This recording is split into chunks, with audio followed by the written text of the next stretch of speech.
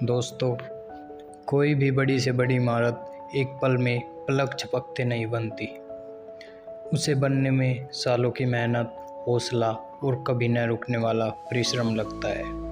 तब हमारे सामने एक ऐसा भवन, एक ऐसी इमारत खड़ी होती है जो हमारे परिणाम का रूप है। सोचिए, अगर हम एक बड़ी से बड़ी इमारत का निर्माण कर सकते हैं तो अपना स्वयं का निर्माण क्यों नहीं कर सकते। हम ऐसा कर सकते हैं, बस ज़रूरत है एक छोटी शुरुआत की, जो शुरू में तो बहुत कठिन लगेगी, परंतु जब धीरे धीरे उसका असर हम पर दिखाई देने लगेगा तो हम उस पर उत्साहित होकर अडिग रहेंगे। हमारे निर्माण में दो चीज़ों का महत्वपूर्ण योगदान है। पहला शारीरिक और दूसरा मानसिक।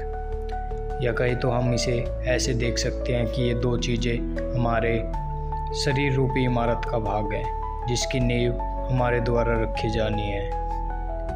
बात करें शारीरिक निर्माण की तो एक स्थान पर रखे रखे तो लोहे में भी जंग लग जाता है एवं लोहे को उसका स्वयं का जंग ही मिट्टी में मिला देता है। हमें स्वयं को शारीरिक रूप से मजबूत बनना होगा। एक छोटी शुरुआत करें, जैसे तेज कदमों से चलना, कम दूरी को पैदल ही पूरा करना। आजकल हम अपने आसपास देखते हैं कि बहुत से लोग जिम में जाकर बहुत सा पैसा खर्च कर अपने शरीर को फिट करने के लिए मेहनत करते हैं। वे एक दिन, 2 दिन या 10 दिन तो उत्साहित रहते हैं, परंतु धीरे धीरे उनका उत्साह सारा कमज़ोर पड़ जाता है। अगर हम अपने रोज़ाना के कार्यों में किसी मशीन की सहायता कम ले तो हम जिम जाने से बच सकते हैं। क्यों न हम अपनी दिनचर्या के छोटे छोटे कार्य करके ये सब फ़ायदा घर पर ही ले। सुबह अपने नियमित समय से आधा घंटा पहले उठें, सुबह की शांति को महसूस करें, फिर एक तेज़ कदमों से चलने वाली रफ्तार को पकड़ें जो आपको एक नई सुबह की शुरुआत दे। अपने घर, ऑफिस, स्कूल में लिफ्ट की बजाय सीढ़ियों का प्रयोग करें। अगर हमारे पास समय है तो कम दूरी के लिए पैदल चलें। थोड़े दिनों के बाद आपको इसकी आदत पड़ जाएगी। फिर आप ऐसे कार्य को खोजने लगेंगे जिसे आप स्वयं कर सकते हैं। जब हम नियमित रूप से योग अभ्यास शुरू करते हैं तो कुछ दिनों तक कोई असर दिखाई नहीं देता, हमारा हौसला टूटने लगता है। यही वो समय है जब हमें रुकना नहीं है, हमें थकना नहीं है। 15 दिन, 20 दिन, 1 महीने के बाद आपको स्वयं के शरीर में एक हल्का सा बदलाव महसूस होगा जो आपको प्रेरित करेगा इसे आगे जारी रखने में। हमने अपने आसपास देखा होगा, कोई भी किसान या रिक्शा खींचने वाला व्यक्ति शारीरिक रूप से इतना गठीला होता है कि उसके शरीर पर चर्बी नाम मात्र भी नहीं होती। शारीरिक परिश्रम हमारे अंदर रोग प्रतिरोधक क्षमता को बढ़ाता है, रोगों से लड़ने की शक्ति पैदा करता है, हम कम बीमार होते हैं। हमारे व्यक्तित्व के निर्माण में दूसरा महत्वपूर्ण फैक्टर है मानसिक निर्माण। शारीरिक रूप से मजबूती की शुरुआत हमारे दिमाग द्वारा लिए गए निर्णय से ही होती है।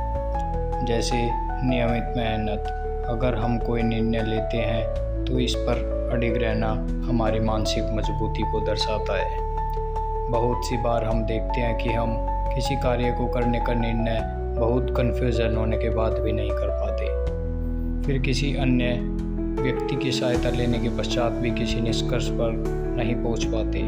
यह सब हमारे निर्णय न ले पाने की क्वालिटी को दर्शाता है, या फिर कहे तो हमारी मानसिक अपरिपक्वता को दर्शाता है। उम्र के एक पड़ाव के बाद मनुष्य में इतनी क्षमता स्वयं विकसित हो जाती है कि वो कोई भी फैसला अपने हित में ले सकता है। अक्सर हम लोग अपने भविष्य के बारे में योजना तो बहुत बनाते हैं, परंतु उस पर कार्य करने से डरते हैं कि अगर परिणाम हमारे अनुसार न हुआ तो क्या होगा अगर ऐसा न हुआ तो। बस यह एक वाक्य हमें वहीं रोक कर रखता है जहाँ से हम शुरुआत करना चाहते हैं। हमारा पहला कदम किसी कार्य के परिणाम का ही भाग है। अक्सर हम गांव में जब किसी किसान को देखते हैं तो वो इस बात से नहीं डरता कि फसल पकने के समय खराब हो गई तो क्या होगा। सिर्फ एक निर्णय लेता है एवं बिना किसी डर के बीज की बुआई शुरू कर देता है। यह क्षमता हमारे अंदर विकसित करनी है। निर्णय ले एवं उस पर छोटे छोटे भागों में बांटकर स्टेप वाइज स्टेप आगे बढ़े। एक दिन आपके अंदर एक ऐसी क्वालिटी डेवलप होगी जो आपको पहले से अलग महसूस कराएगी। अपने भविष्य के बारे में योजना बनाएं।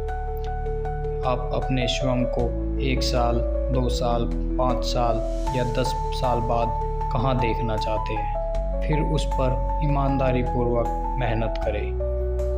दोस्तों, नियत ही नियति का निर्धारण करती है। हमारी आदत, हमारा एक संकल्प हमारा भविष्य का निर्माण करता है और आप ऐसा कर सकते हैं क्योंकि आप स्वयं में सर्वश्रेष्ठ हैं। धन्यवाद। वीडियो अच्छी लगे तो चैनल को सब्सक्राइब करें। जय हिंद।